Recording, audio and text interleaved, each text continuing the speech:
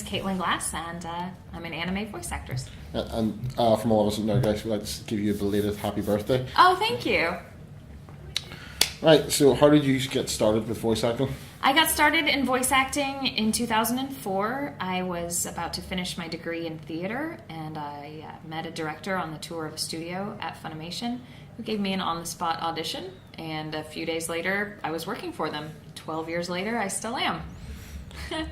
So what's it like maybe going into doing, say, like an anime where you already have another voice you can almost work off, like the Japanese actress, compared to maybe an American made show where you're going in just make up by yourself?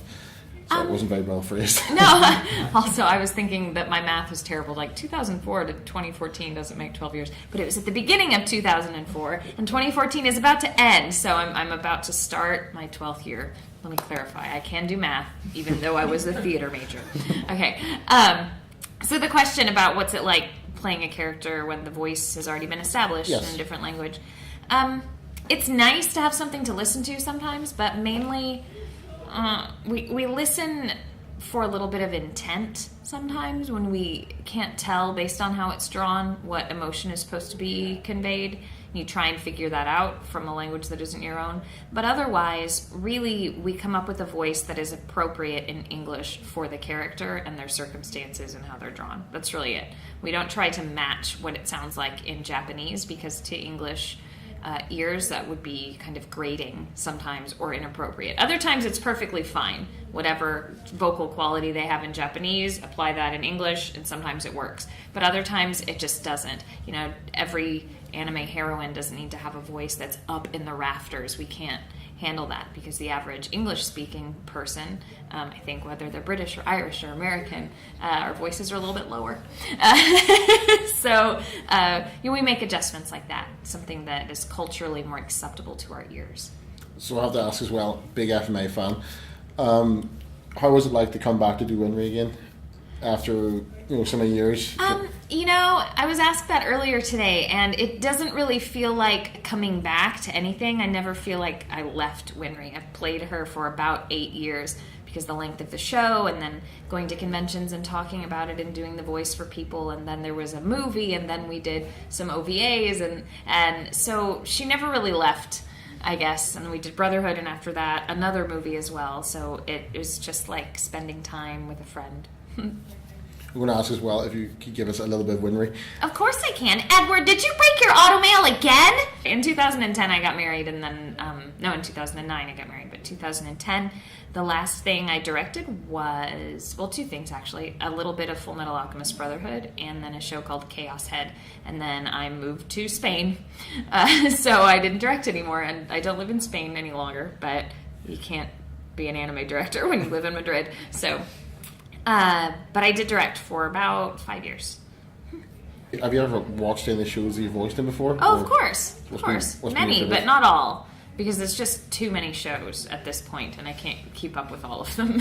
What's been your favorite voice so far, anyway? My favorite voice and favorite show to work on and be a part of is definitely Ouran High School Host Club. Who's been your favorite voice actors to work with? Oh gosh, that's very difficult to say, because all of the actors that I work with are my friends. So it's like it's like telling one of your friends that I like you best. So I can't choose a particular actor over another. So you enjoy working with them all? Absolutely. That's a good question. I'll take that as an answer. Okay. It seems like it's having a lot of fun from what I can tell in a lot of the shows. Yeah. How does it work when you're doing the voice acting? Do you ever do read-throughs together? Nope, never do. Done separately, is it? Part of the skill set is being able to come in and not have read things in advance and just be able to watch it once in Japanese, read what your line's going to be, and a few seconds later you say it and you record it. Okay, that sounds tough. It's very hard. It has made a lot of progress. I notice if you go back and watch dubs 10, 20 years ago, it's almost cringeworthy. But even now, I was someone who probably wouldn't watch a dub until Film Alchemist came along. I was like, okay, this pulled it off. Yeah. So first of all, thank you for that. You're welcome. One thing I have to ask is what you mentioned earlier about doing different dialects. Mm-hmm. Is there any particular dialects you enjoy doing more than others? I play Brits all the time. That seems to be what I get cast as. Cammy in Street Fighter 4 is a Brit, and This is why we have this. yeah, and let's see, Let me see if he wants- Hannah and Black Butler is a Brit. I think she's actually supposed to be Welsh, but no one wants to listen to that accent. Sorry.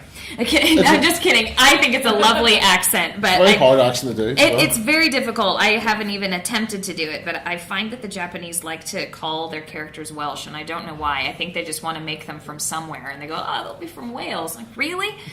Okay, because you're doing it in Japanese, so you don't have to have an accent. But so we just let her have a fabulous, RP accent instead.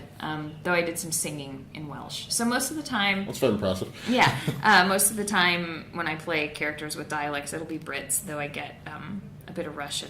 Can we hear your British and Russian then? You can actually hear them both in Street Fighter 4 because after being cast as Cammy, then later on, just this past year, I recorded as her clone, DiCapri, and DiCapri is Russian. So that's a plug. Buy the DVD. by the video game, you can hear me talk to myself. British me versus Russian me. It's pretty intense. Do you find as well that voice acting, people are starting to notice it is an art as well as equal to regular acting? Because again, years ago people wouldn't consider that, but now do you find that voice acting is getting its respect now? I hope so, but most of the time when I go around, it's at conventions with people that already respect it as an art form. And any other place, it might be just kind of, at a party or something, people go, oh, what do you do? Oh, that's a cool job. And they just think it's a cool job. I've never heard, like, oh, that's not real acting. And I wouldn't be offended. I mean, I have a degree in theater. I can act on a stage if you want me to. But I like being behind the microphone. You mentioned as well, you have a degree in theatre. What got you into wanting to be an actor, or what plays do you enjoy the most? What got me wanting to be an actor?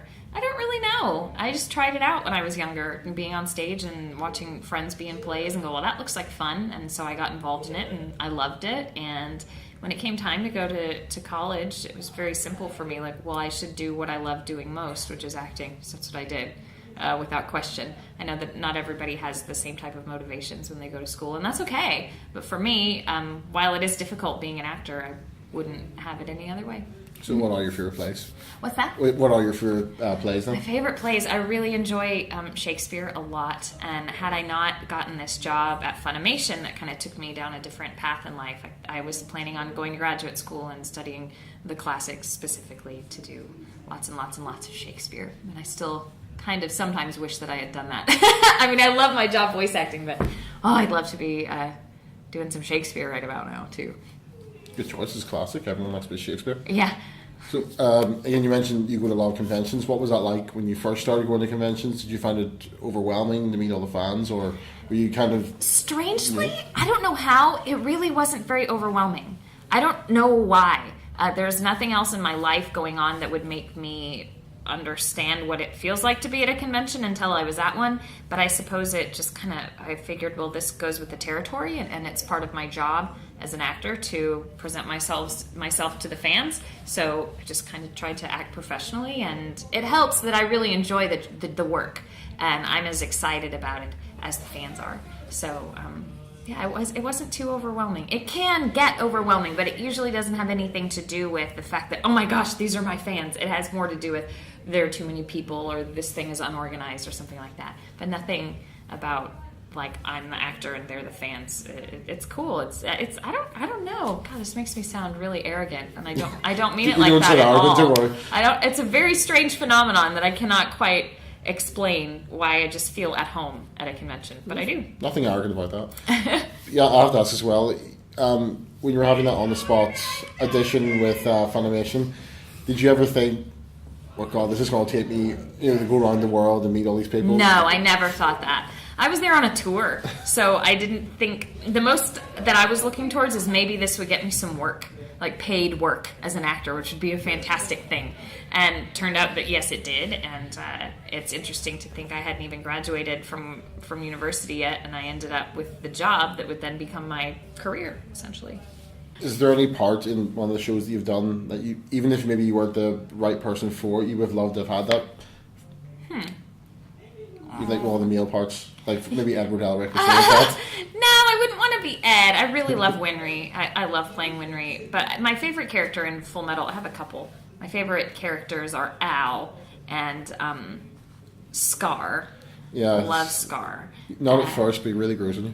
What's that? Not at first, but he does really grow on Oh you. yeah, he's great. I think he's great. He's such a wonderful villain. His whole story. He's not truly a villain, but and he is. But anyway, characters that I'd like to play, even if I'm not right for the role. You can still play Scar. Yeah. It's be very, very honest, very butch, manly man. Yeah. Gender bent one there. With Winry's voice. Yeah, sure, that's it. I don't know. I can't. There are just too many shows in particular, and I'm really pleased with all of the roles that I did get. So. You've done well in all the roles. Well, thank you. No problem. It's my job. We're here to suck up to you. I mean, tell the truth. But we love you. Yeah, Well, thank you. You are one of the best one of the best voice actors out there, so we're happy to work. Thank talk to you very much. Winry being one of my favorite characters to have in FMA, is because she's a good, strong female lead. I know. Thank goodness. And that's because anime doesn't always have that. Yeah, it's true. So it's nice. While yes, she's beautiful and all of that, but she's smart and she Puts is. Ed in his place. And she can put Ed in his place, and she's technologically savvy and into mechanics, and it's just nice to, I don't know, give a different type of role model to female anime fans. Yeah. Especially because, well, she doesn't really take part in all the battles and stuff, but she's important to everyone. Very important. I mean, Edward couldn't win all his battles if it weren't for Winry. So. Couldn't do anything if it wasn't for Winry. That's right. That's right.